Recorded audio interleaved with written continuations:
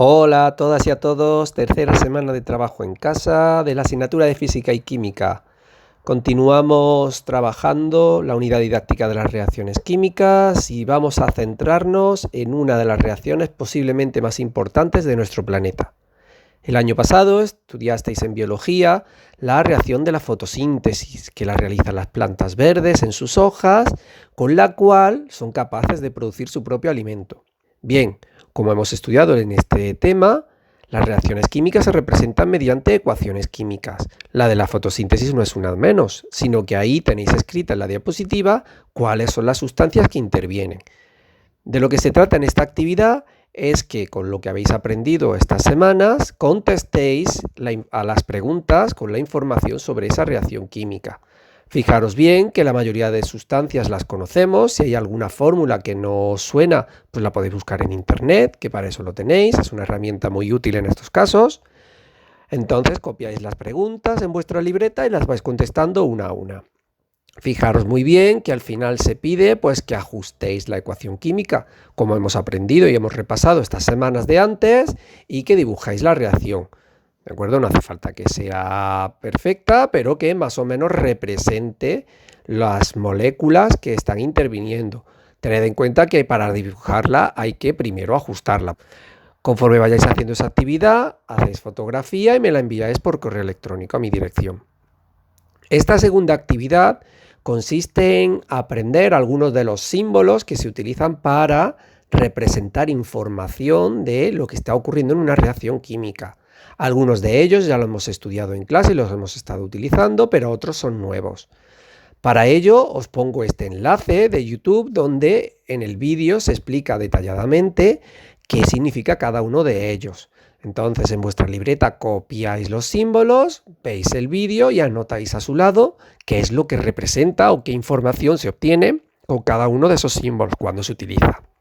Y también con uno de ellos en concreto aparecen los términos de reacción endotérmica y reacción exotérmica. Pues en el vídeo se describe qué es este concepto de exotérmico y endotérmico, pero si no lo podéis buscar en internet. También necesito que en vuestra libreta copiéis la definición de proceso químico endotérmico y proceso químico exotérmico. Esta segunda parte de la actividad consiste en que en el vídeo saquéis las 4 formas que tenemos normalmente, las más frecuentes, de saber si en un proceso está ocurriendo una reacción química. Es decir, cuando observamos que un objeto está cambiando con el tiempo, hay algunas formas de saber si ese cambio es químico, porque observamos alguna de los 4 fenómenos que aparecen descritos en el vídeo. Entonces, estad atentas y atentos al vídeo porque ponen ejemplos de esas 4 formas de reconocer las reacciones químicas. Anotáis las 4 formas, los ejemplos que comentan y quiero que penséis alguno extra de vuestra propia cosecha. Igualmente, cuando hagáis esa actividad en vuestra libreta, mandáis una fotografía a mi correo electrónico. Y finalmente, esta tercera actividad consiste en estudiar, o por lo menos comprender, una de las leyes más importantes de las reacciones químicas, que es la ley de conservación de la masa.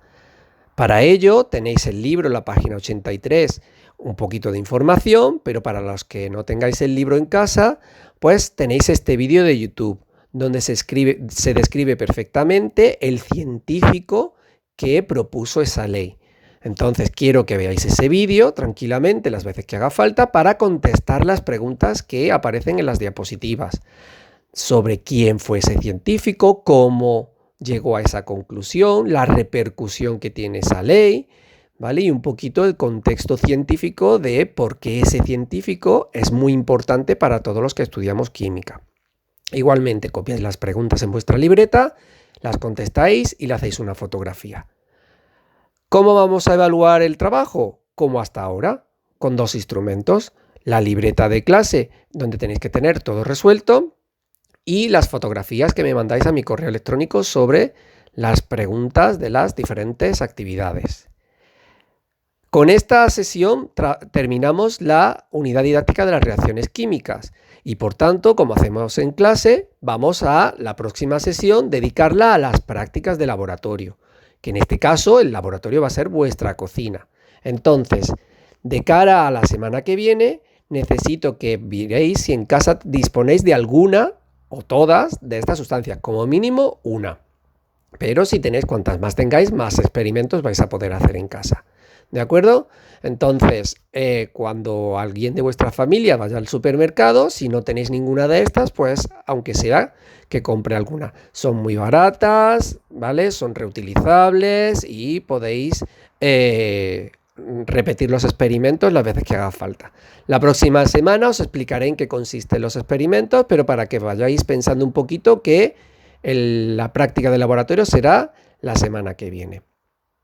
Con esto termino, pero quería enseñaros esta diapositiva para que entendáis un poquito que situaciones como la que estamos viviendo ahora también la han vivido otras personas a lo largo de la historia, y una de ellas que estudiaremos más adelante, que fue Newton, que os lo conoceréis seguramente por el descubridor de la gravedad, pues cuando él vivía también hubo una pandemia muy importante que asoló toda Europa, que era la peste bubónica, y también se tuvo que recluir en su casa durante casi 2 años.